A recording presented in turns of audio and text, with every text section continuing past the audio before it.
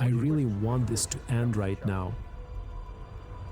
About 10 Ukrainian Azov soldiers came in, and then some large caliber shell flew in there. Honestly, the intensity of the fire, the density of the shelling, this is how it started. 20 to 25 people killed right there on the spot. The front line kept getting closer, slowly rolling over one block, then another. But it doesn't end. And you just endure this tense mental state. There's nothing you can do about it. Frankly speaking, this time no one really believed anything would actually start, because since around 2019 there had been constant tension. Everyone kept thinking, it's gonna happen. But that moment never came. And by 2022, no one believed that full-scale military action would break out. And yet it did. The vast majority of people, 99%, were skeptical that full-scale war was even possible in the city. I heard the first shots around 5 in the morning. I woke up to the sound of explosions, opened my phone, checked Telegram. A friend of mine who lives about a 20-minute walk from me had already been affected by shelling. A missile hit the building next to his. That's when I realized the time has come. I immediately grabbed some water jugs and went to a convenience store to fill them up. I knew right then that the fighting had started, and I needed to stock up on everything I could right away. So I got as much water as I could carry, then I popped out again and bought canned food, whatever I could get my hands on. That's how it all began for us. My wife and I were at home as the war broke out. At first, the shelling was only hitting the outskirts. We live about 20 minutes away from there, so during the first 3 days, nothing reached us yet.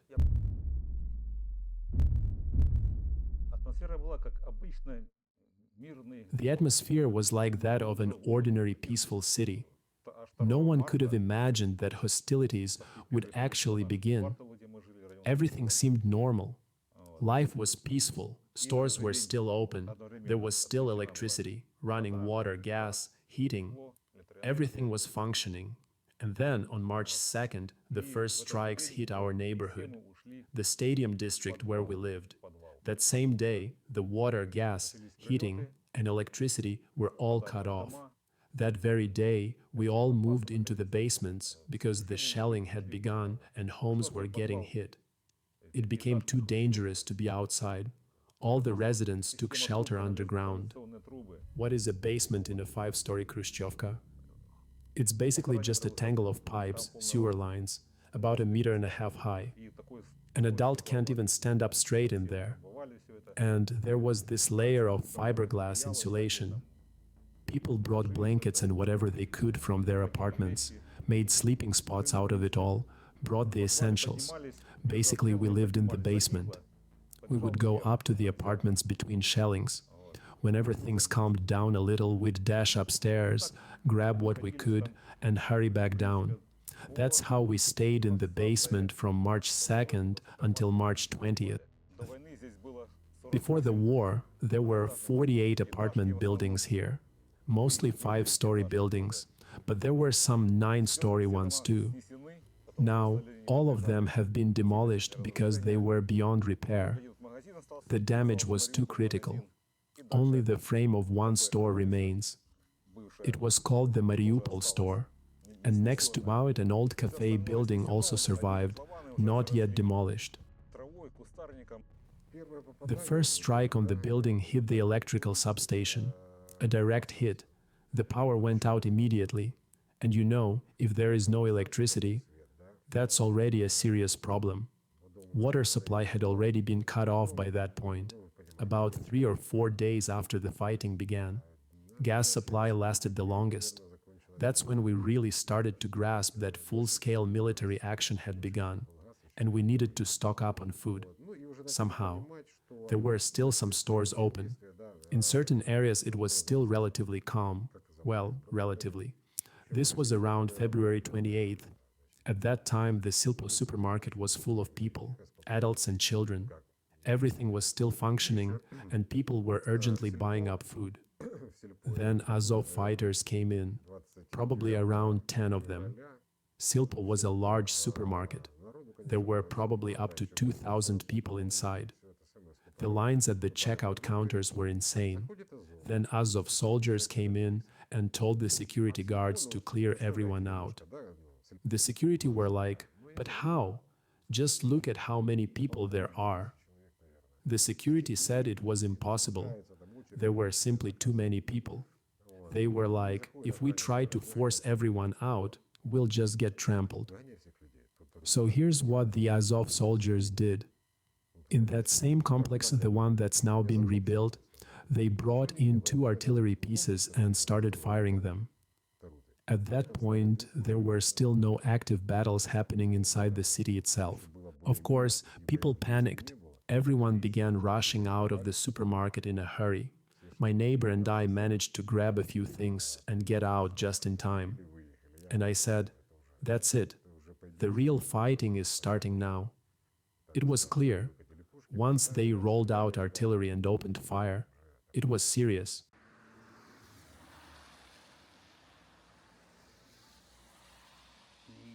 Neither I nor anyone around me felt that such intense fighting would break out. No one was stocking up on provisions and essentials, the kind of things you need in a situation like this. The news that fighting had begun in the city completely caught me off guard. No one warned anyone. Later we found out that government officials had left the city in advance. I know for a fact that high-ranking police officers left before the fighting began. I have some connections there. Sure, there were rumors going around, talks that troops were moving toward the city, but no one expected the scale of the fighting to be this destructive. It was only when they reached the suburbs that we started to hear the first real signs of war. Explosions near Pavlopol and Talakovka. Before that, there had been some shelling, some exchange of fire between sides, but nothing nearly as intense as what ended up happening in the city. I remember that for a few days after it all started, even the stores in the city were still open. But then, in the very last days of February, the serious shelling began. I collected a whole bucket of shrapnel in the yard of my house. Literally, a full bucket of fragments. The roof of our building was like a sieve. Everything was escalating. At one point, a tank started circling my house, constantly moving and firing. And of course, it was being fired at too. All the military equipment was in residential neighborhoods. Not far from us, just a few houses away, the Ukrainians set up a mortar crew right in someone's garden and started firing. A neighbor went up to them and said, "What are you doing? There are people living in these houses." They chambered around and said, "Get out of here, or we'll shoot you." All their artillery was operating in residential areas. Obviously, that's where the return fire landed too. The tank was firing constantly. And I don't think it was just one tank. At least one tank was destroyed, then they brought in another one and kept firing from the same position. This went on around the clock. Bang, bang, bang, barely giving us a moment's break. All the shells were hitting residential streets where people were still living. No one had left the city. I have friends. Their daughter was an actress in our local theater. They lived not far from us, on Poltavskaya Street. Now they've moved deeper into Russia, I think. At that time, they went to the drama theater where their daughter was. The theater was an old, solid building. It had a basement and a bomb shelter. They stayed there for several days. Then a rumor spread that a green corridor had been organized for those who wanted to leave the city. A convoy of cars lined up to get out. In the end, they weren't allowed to leave the city. A person who was in that convoy told us all of this. Ukrainians opened machine gun fire on the cars at the front of the convoy. Just shot them up. They weren't letting anyone leave the city. People had no idea what was going on. At that point, there was no mobile service, no medicine, no warnings, nothing. As for me, I didn't even try to leave. We just didn't imagine that there would be such intense and prolonged fighting right inside the city. Honestly, the intensity of the fire, the sheer density of the shelling was unbelievable. One day I tried to time it, and the shelling lasted 3 hours and 20 minutes without a single pause. Then, after a short break, it continued. It was like that round the clock, every single day. Bang! And then rocks and shrapnel started hitting the roof. And you just sit there thinking, what's next? What kind of shell will it be this time? What caliber? Right nearby those red buildings on the corner, there was a tank stationed there, right in middle of this residential community. The Ukrainian military positioned a tank between the residential buildings and it stayed there, firing. Do you think that building was going to get hit? Of course it was. Were people still living there? Of course they were.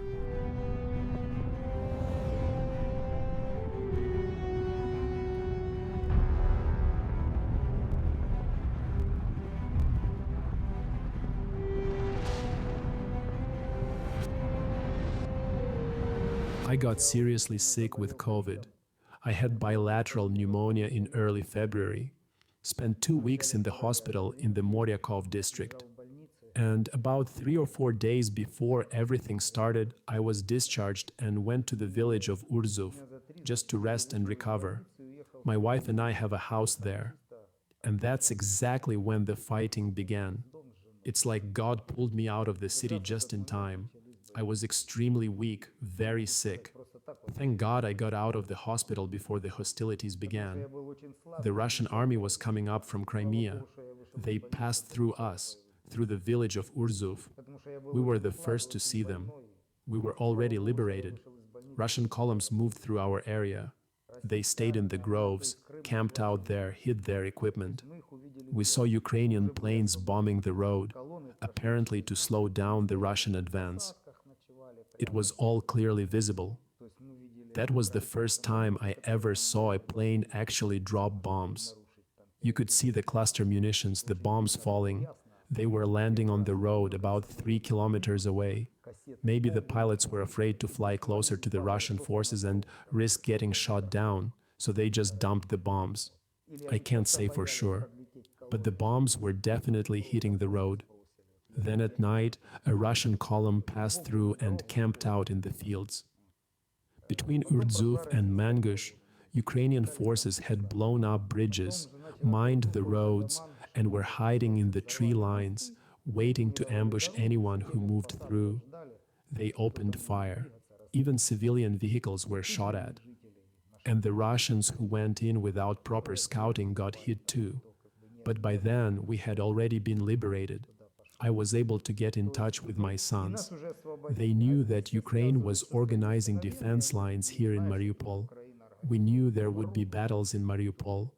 But I was already on the other side. I was free. I felt happy. In my neighborhood, everything was calm at first. I wasn't really worried for my own safety, even though the stores had already shut down and public transportation had stopped running. But then there was an explosion at the substation that supplied electricity to the city. And at that moment it became clear things were about to get tough. There was no longer any power, no communication, nothing. The front line kept creeping closer and closer, slowly rolling over from one block to the next. A shell hit between my apartment and the one above, where my neighbor lived. I wasn't in the building at that moment. In our community, there was a single-story building next to our house, and the Ukrainian armed forces moved in there. That's when it became obvious. Everything was about to get hit, and being anywhere nearby was highly dangerous.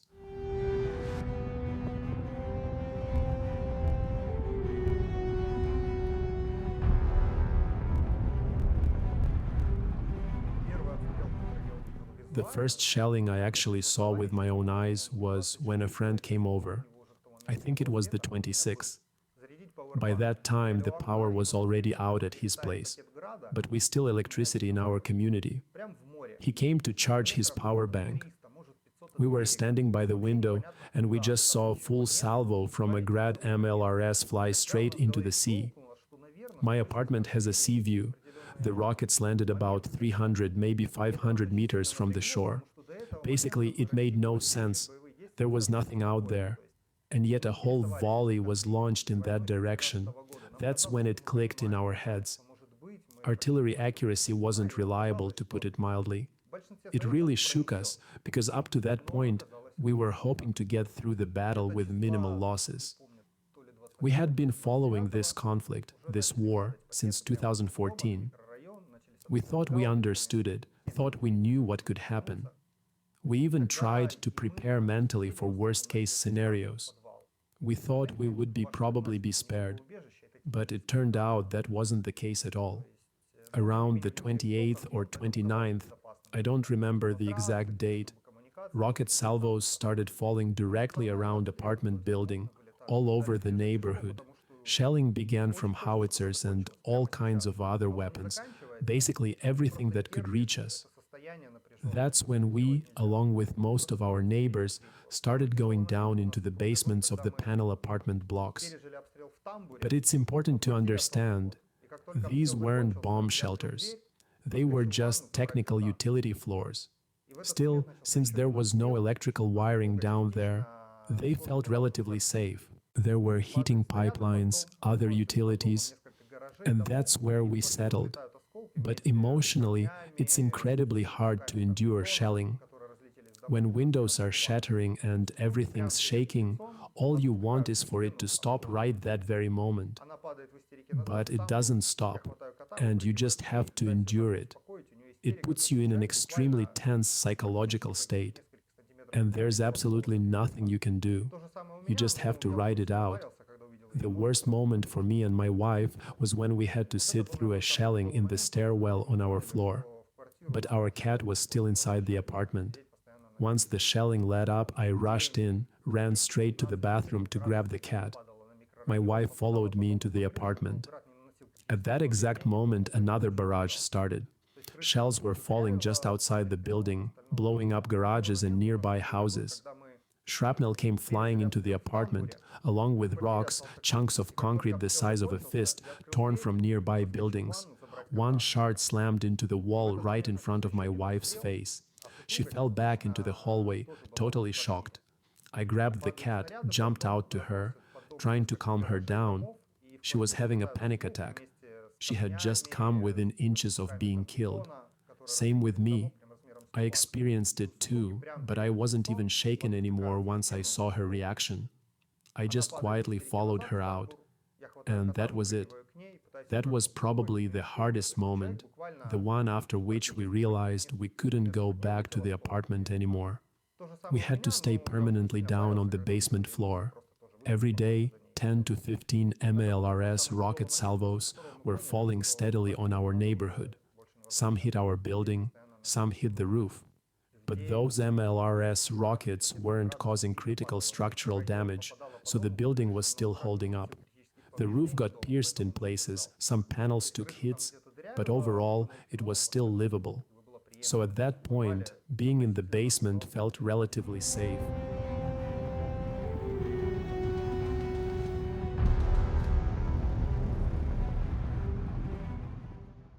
At least, that's how it seemed to us. Everyone had some kind of food stockpile at first, but eventually it all started to run out. The biggest problem, though, the most critical one, was water. We drained all the water from the heating system and from the boilers. The water was dirty, but it's so vital that it tasted good to us. One day, right before March 8th, it snowed a little. Maybe about 10 centimeters, just a thin layer. The men went outside to collect snow in pots and kettles, then melted it over a fire so the women could wash up, even wash their hair. A small gesture for International Women's Day. We somehow managed to wash ourselves and even do a bit of laundry with just 3 liters of water. For drinking water, we would go to the grounds of the bread factory, which was located near the Azovstal plant. That was the former bread factory. We used to go there from here. There was a large reservoir of technical water, 2 manholes. People would come there, lower buckets with weights tied to ropes, scoop up the water, and pour it into plastic bottles. There were always a lot of people around. That was March 2022. And then, you see, right behind that pole, a large caliber shell hit there. But I wasn't there at the time. I had been in the area, gathered some water about an hour before it happened. Around 20 to 25 people were killed there on the spot. The shelling came from the direction of Azovstal, from the Ukrainian side.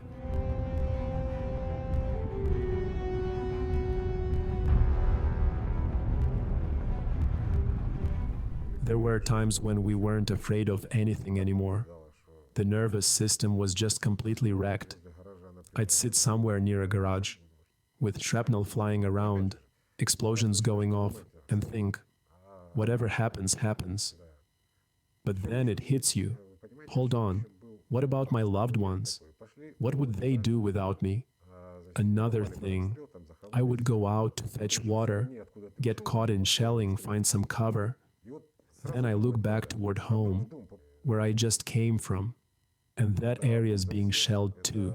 And I immediately start thinking, what if a shell hit my apartment? My wife's there alone. My son was in another district, the 3rd residential district. He was with my mother. I'd go visit him, and he'd come to me. I even drove over a few times at the first stages of the hostilities. But even just walking to his place, while our side was under shelling, I'd have these moments where I'd stop and think, where do I go now? Back home, where my wife is, or keep going toward my son? That feeling, it was unbearable. But the worst, the absolute worst, was the fear of losing loved ones or friends. That's the scariest part. And for me personally, the most terrifying thing was the idea of being wounded. Why? Because death, well, everyone fears death, sure. But in a situation like that, you realize, if it happens, it's just one moment, and it's over. But if you get wounded, then you become a burden to everyone around you. There was no real medical help. At that time, there were no Russian troops nearby yet. Only later, when the Russians and Chechen units arrived, was it possible to evacuate toward Novoazovsk. But at that moment, they were still far away. We hadn't been liberated yet. And that's what was truly terrifying, being wounded. There was kind of an interesting moment. I went up to my apartment in the morning, and on my way back, in the neighborhood where I'd been staying with my aunt, I saw Ukrainian soldiers. There was an entrance to a building where some of my friends lived. I dropped in. Hey, how are you guys doing? And there was a Ukrainian soldier standing right there with us. Then I hear this engine roaring, really heavy sounding, like some kind of armored vehicle. The guys asked him, "Hey, what's that noise?" He goes, "Sounds like a tank." They ask, "Whose tank?" And he says, "No idea." Right then, I understood. If he doesn't know, then it's not a Ukrainian tank. It was coming from the other end of the community. By evening, or maybe it was already nighttime, the whole area was taken over by Russian troops. My parents lived about a 30-minute walk from me, and their neighborhood was being hit even harder than ours. It was absolute chaos. The entire area was constantly burning. When I went up to the 8th floor and looked out the window, I could see their neighborhood. And it was always on fire. My heart was breaking, but there was no way to reach them. No mobile connection, nothing. Then, on the 5th, the shelling eased up a bit.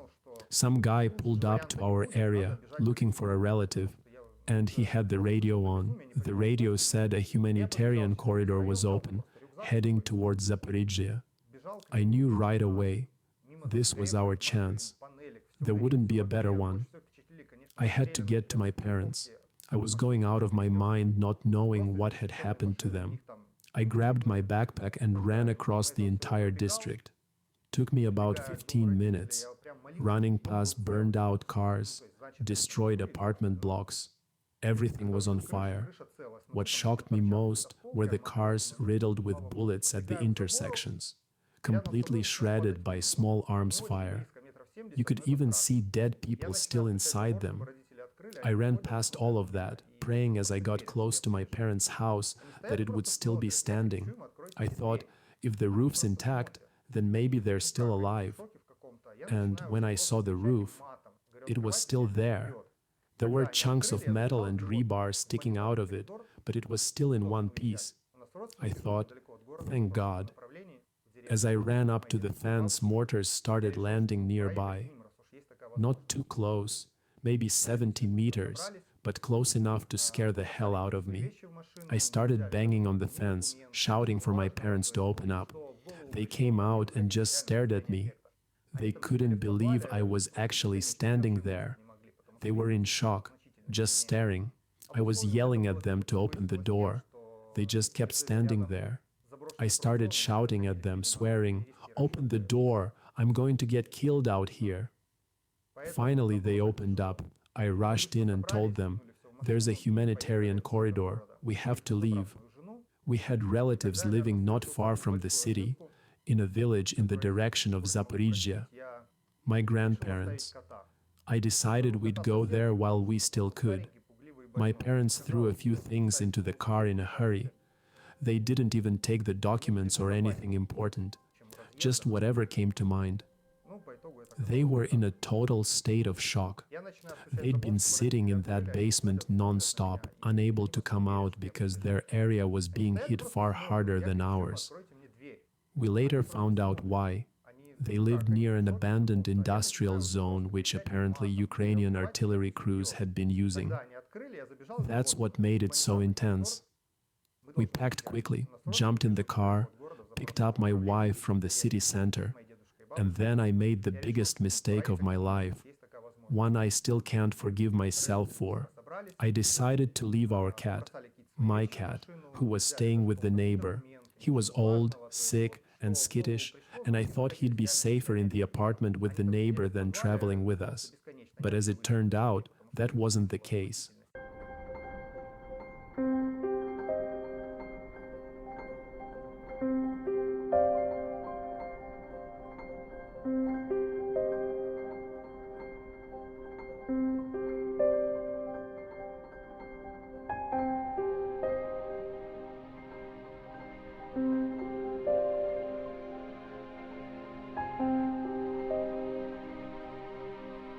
The far-end entrance closest to the sea, the shell came from the direction of Azovstal. It hit on March 2nd.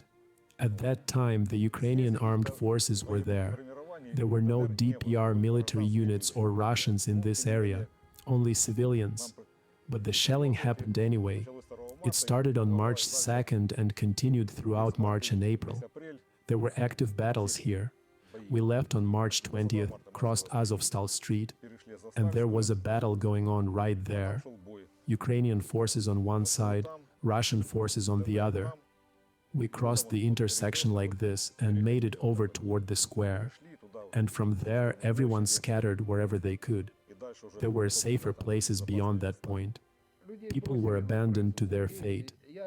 And I can say with absolute certainty, they were deliberately not allowed to leave so that Ukrainians have a human shield. A lot of civilians stayed behind. Later, some did manage to get out, eventually. But in the beginning, only a few left. Maybe those close to the authorities, I don't know. Everyone else stayed completely in the dark. No information, no idea where to go, what was happening, or what to expect. We couldn't go that way, toward Taganrog, because that's where the fighting was coming from. And we couldn't go the other way either. There were soldiers running around there too. So we barricaded the entrances. The young men, real stand-up guys, they installed latches on the doors and locked the building from the inside. Ukrainian soldiers were running here back and forth. You could see them entering residential high-rises. And we were used as a human shield for them. There were a lot of people hiding in basements. Some were in the school basement, some in the trade school, everywhere, really. Everyone who could had gone underground, even families with children. In fact, a baby was born right here in the fifth entrance during the war. There were infants too, less than a year old. Basically, every little basement room had people in it. Each building has these small basement rooms under every stairwell, 9 in total. Each had 4 to 6 people crammed inside. Later on, Russian soldiers came and told us not to leave the shelters. Still, we tried to cook near the fire, put food on the flames, and ran back into the basement right after. One time, we had just shut the door when a shell landed. Shrapnel hit the door. They told us it was targeted. Wherever there's fire or smoke, that's where they'll aim. In the 6th neighborhood, people went outside to cook, just a small fire. A shell landed, killed 4 people on the spot. We had to bury people behind buildings, in the schoolyard, in the residential communities. Just lightly covered them with earth. It snowed on March 8th. We would run out of the basements to collect snow and melt it. February had been warm, but March hit minus 14 degrees by Celsius. 2 full weeks of freezing temperatures. And when the windows were blown out, there was no heating, no electricity. We only went up to the apartments to use the bathroom. You couldn't go outside. The guys organized themselves and found a well nearby. That was later, toward the end of March. Everyone went there for water. But that road, we called it the road of death. The guys would come back and say, "There's a woman lying there with water jugs." You could see clearly. She had transparent jugs, clearly just going for water. But Ukrainian snipers were shooting at civilians anyway. It was absolutely terrifying. You step outside onto Komsomolsky Boulevard, and it was being shot through from both sides. The most dangerous part was crossing that open area right there. You see it? No cover at all. We had to sprint across it. And over there, see those red buildings, the 14-story ones? Ukrainian snipers were positioned up top. They were firing at civilians, including those just going out to get water. A lot of people were killed trying to leave the city. A lot. They would just shoot up entire convoys. That's it. Near Azovstal, by one of the checkpoints, there's a path. And there was this guy from the 6th district. He somehow survived. Took 6 pieces of shrapnel. He's somewhere in another region of Russia now. 3 of those fragments couldn't be removed. Different doctors said the same. One was near the carotid artery, one in the sinus near his face, and the third somewhere else. They said it was too risky. Surgery could cause complications. He told us that around 10 vehicles, families with children, tried to escape the city. A Ukrainian Azov IFV opened fire and shot them all. They'd been waiting there a while. In total, about 15 vehicles were part of that group. 5 went one way and the rest took another route, right into the Ukrainians. All 10 cars were completely destroyed. And people always marked their cars with signs, ribbons, clearly indicating they were civilians. But there were many such cases. Too many. Bodies were lying in the streets. People covered them if they could. If they recognized someone, they'd bury them, usually within their communities. In our area, we were lucky, relatively speaking. Most of the people we buried were elderly women who died not from shrapnel or bullets, but from other causes. Where I lived, almost no one was hurt by shelling, thank God. And we had a lot of people in the basement. Even folks from the Vostochny district came. We took them in. Later, people started arriving from the stadium district, from the 6th blocks. We helped everyone, fed them, clothed them, gave them shelter. The older women, the grandmothers. What did they die from? We were all living in the basements. But what is a basement? Damp, cold. They hardly ever came up, just sat there in the dark. And at their age, that kind of environment, many simply couldn't take it. After 2 or 3 weeks, they would pass away. We were shocked. How is this possible? She seemed fine just the other day. And then suddenly, she was gone. And whenever I was walking to catch up with my son, it was horrifying. Just horrifying. Dead bodies everywhere. Corpses all over the city. It was hell.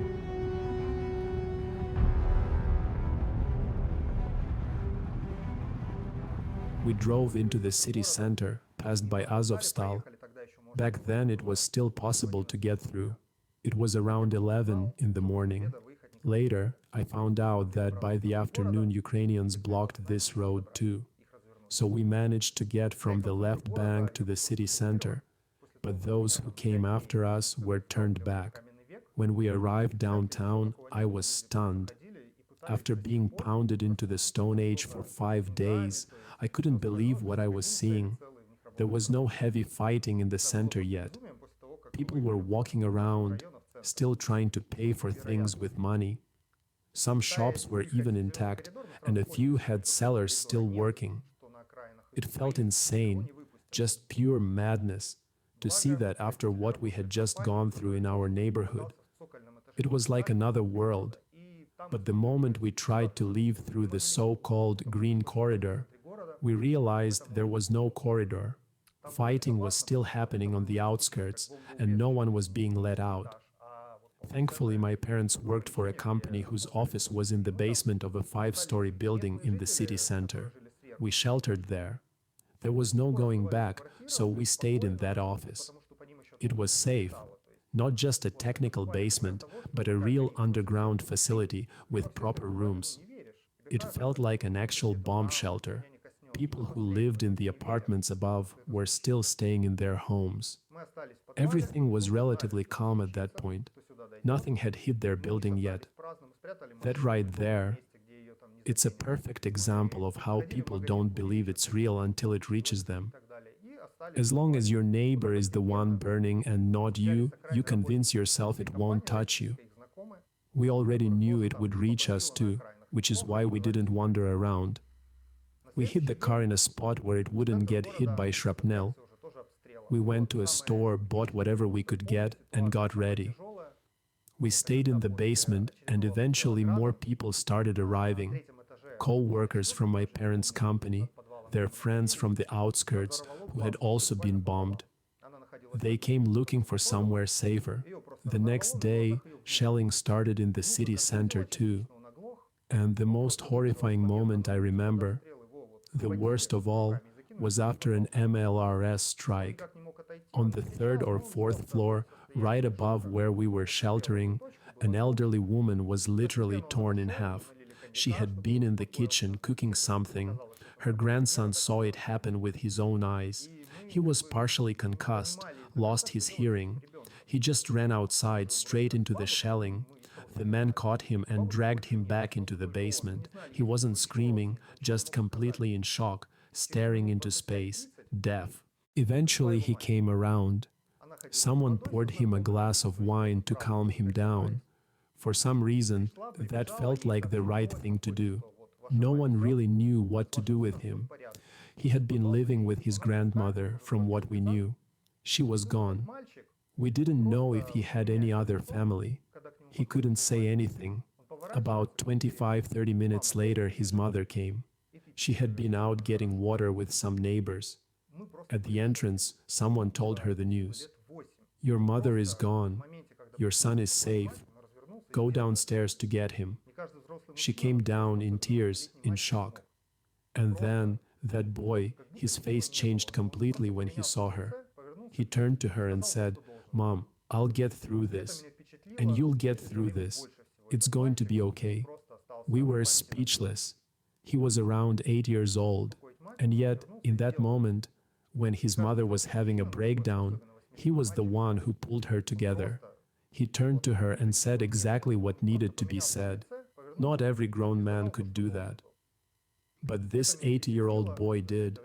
That moment stayed with me more than anything else. That boy, I'll never forget him.